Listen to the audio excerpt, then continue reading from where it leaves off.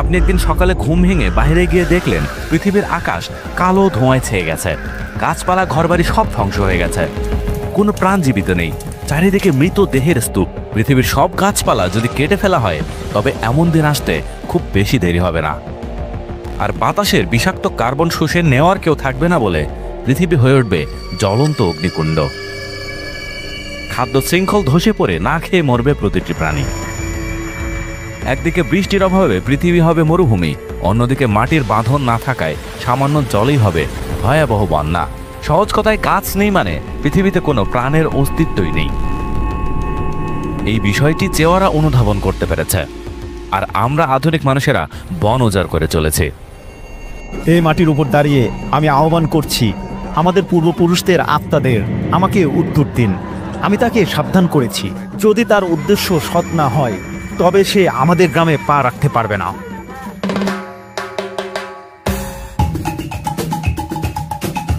আফ্রিকার এক অদ্ভুত জনগোষ্ঠী। প্রাতিষ্ঠানিক শিক্ষা মানেই যে প্রকৃত জ্ঞান নয়, তারা যেন তা প্রমাণ করে দিল।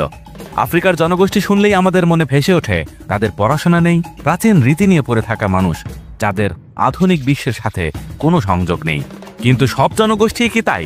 আজ আমরা যাদের সম্পর্কে জানতে চলেছি তাদের চিন্তা ভাবনা আপনার মাথা ঘুরিয়ে দেবে। আমাদের চেয়ে কাছে এই গাছগুলি হলো আমাদের পূর্বপুরুষ, যারা এখনো আমাদের খেয়াল রাখে। এরা হলো চেওয়া জনগোষ্ঠী। এদের কালচার কিছুটা অদ্ভুত হলেও এরা মূলত প্রকৃতি প্রেমিক। তাদের ইতিহাসে ছিল বিশাল এক সাম্রাজ্য, যা সময়ের সাথে হারিয়ে গেলেও থেকে যায় সংস্কৃতি। তারা আত্মার সাথে কথা বলতে পারে আর প্রকৃতি রক্ষায় দিতে পারে জীবন। আমি জানতাম মাত্র একটা গাছও আমার জীবন বদলে দিতে পারে। প্রকৃতি ছাড়া চেওয়াদের কোনো অস্তিত্ব নেই। এক বিশাল রোমাঞ্চ শুরু হতে যাচ্ছে। পুরো গ্রাম অপেক্ষা করছে একটি অদ্ভুত উৎসবের জন্য। ওদের ড্রামের তালে নাকি হাড়ের ভেতর পর্যন্ত কম্পন অনুভব করা যায়। তারা খুবই অতিথিপরায়ণ হয়, তবে চেওয়াদের গ্রামে সহজেই অন্য কেউ প্রবেশ করতে পারে না। সবার আগে তাদের গ্রামের জাদুকর একটি টেস্ট করে।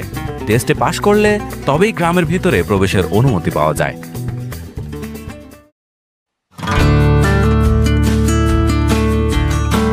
আফ্রিকার দেশ মালাউই। এটি অসাধারণ সুন্দর একটি দেশ, কিন্তু একই সাথে নানা সমস্যায় জর্জরিত। এখানে রয়েছে ব্যাপক দারিদ্রতা। জলবায়ু পরিবর্তনের কারণে এদেশের কৃষি ব্যবস্থা প্রায় পঙ্গু হয়ে গেছে।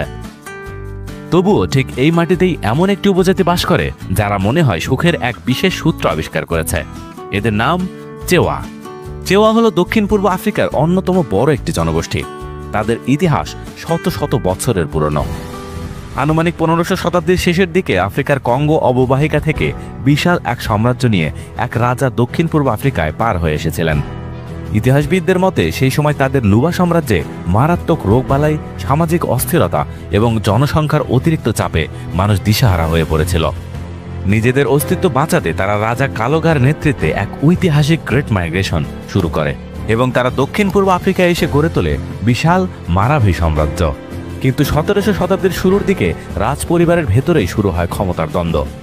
রাজা কালোগার নিজের ভাই উন্ডি উত্তরাধিকার নিয়ে বিরোধে জড়িয়ে পড়েন এবং সিদ্ধান্ত নেন তিনি আর এই শাসনের অধীনে থাকবেন না। এক বিশাল জনগোষ্ঠী নিয়ে উন্ডি তার ভাই এবং মূল সাম্রাজ্য ছেড়ে পশ্চিমে পাড়ি জমান। তিনি নিজ হাতে গড়ে তোলেন এক নতুন স্বাধীন রাজত্ব, যা ইতিহাসে দ্য আন্ডিস কিংডম নামে পরিচিত। আধুনিক মানচিত্রে মালাউই, জাম্বিয়া আর মোজাম্বিক এই 3 দেশ জুড়ে উন্ডির সেই রাজ্য আজও সাংস্কৃতিকভাবে বেঁচে আছে। প্রজারা তাকে ভালোবেসে নাম দিয়েছিল গাওয়া উন্ডি, যার অর্থ যিনি ভাগ করে দেন, কারণ তিনি তার অনুসারীদের মাঝে জমি আর সম্পদ সমানভাবে বন্টন করে দিয়ে এক বিরল দৃষ্টান্ত স্থাপন করেছিলেন। কালক্রমে সেই রাজার অনুসারীরাই চেওয়া নামে পরিচিত হয়।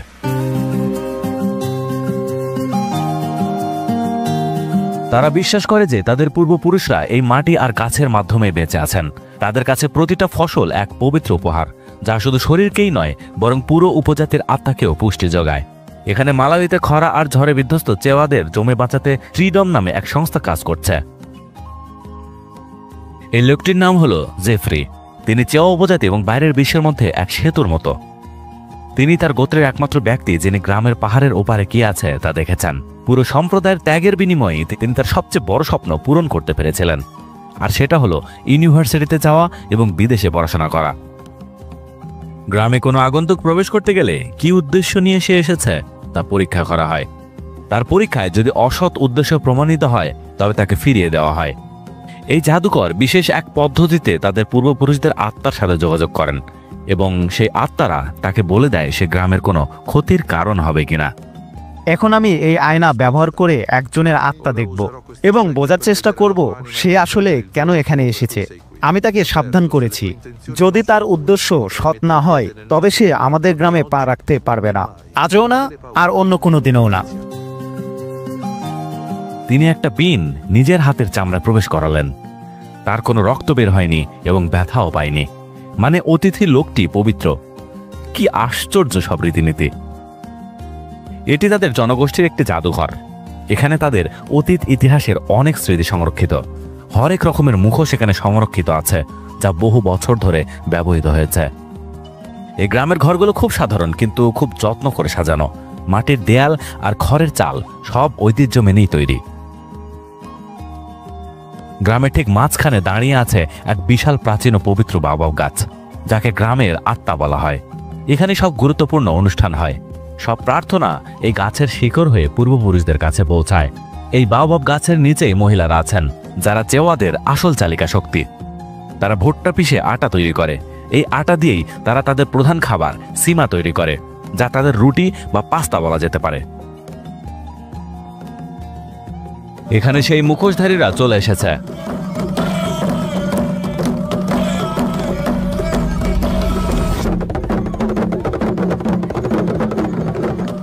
তারা এই পবিত্র ও জাদুকরী মুহূর্তটাকে উদযাপন করবে। তাদের কাছে এটাই জীবন, তাদের শিকড়।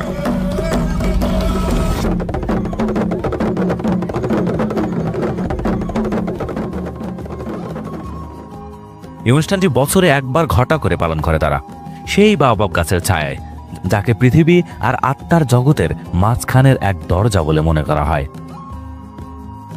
অবিশ্বাস্য ব্যাপার হলো চারপাশে প্রাপ্তবয়স্কদের চেয়ে শিশুদেরই বেশি দেখা যায়। এটা কিন্তু কাকতালীয় নয়, কারণ মালাউইয়ের 51% জনসংখ্যাই অপ্রাপ্তবয়স্ক, অর্থাৎ 18 বছরের নিচে। এই গ্রামে সেটা স্পষ্টই বোঝা যাচ্ছে। শেষ গানের সুর সন্ধ্যার বাতাসে মিলিয়ে যাওয়ার সাথে সাথে শুরু হলো চাঁদের অনুষ্ঠানের প্রস্তুতি। এটি চেওয়া নারীদের জন্য অন্যতম পবিত্র মুহূর্ত।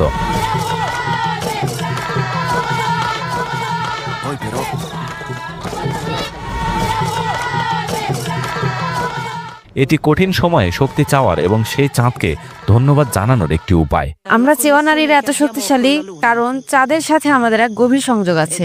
চাঁদ আমাদের সবচেয়ে বড় বন্ধু।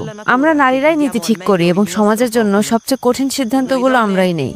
আমরা সবসময় পৃথিবীর প্রাকৃতিক নিয়ম মেনে সিদ্ধান্ত নেই। শুধু আমাদের চারপাশের প্রকৃতিকে পর্যবেক্ষণ করলে আমরা ভুল করা থেকে বাঁচতে পারি এবং মানুষ হিসেবে টিকে থাকতে পারি। আর আমাদের বনসম গাছপালা এবং ভাইসম পশু পাখির মতোই ঐক্যবদ্ধ থাকা এবং একে অপরকে সাহায্য করাই আমাদের রক্ষা করবে। বিশেষ করে আমাদের নারীদের দায়িত্ব হলো সাংস্কৃতিক মূল্যবোধ রক্ষা করা এবং নতুন প্রজন্মের কাছে তা পৌঁছে দেওয়া, ঠিক যেমনটা আমাদের পূর্বপুরুষরা করেছিলেন। গাছকেই তারা পরম বন্ধু মনে করে, কারণ বেঁচে থাকার জন্য প্রায় সকল উপকরণ গাছ থেকে আসে, যেমন অক্সিজেন, ফলমূল, ঔষধ, খাবার, আসবাব ইত্যাদি। ট্রিডম সংস্থাটি তাদের গাছ উপহার দিয়েছে এবং এগুলো রোপণ করা থেকে শুরু করে বড় হওয়া পর্যন্ত তারাই পরামর্শ দিতে থাকবে। গাছকে এতটাই গুরুত্ব দিয়েছে আফ্রিকার এই জনগোষ্ঠী। যখন আপনি একজন নেতা, আপনি কেবল মানুষের নেতা নন, আপনি আপনার চারপাশের সবকিছুর নেতা। গাছপালা আপনার উপর নির্ভর করে, মুরগিগুলো আপনার দিকে তাকিয়ে থাকে, এই মাটি আপনার ওপর ভরসা করে। কেউ যদি গাছ কেটে ফেলে সেটা তো আপনার সমস্যা না।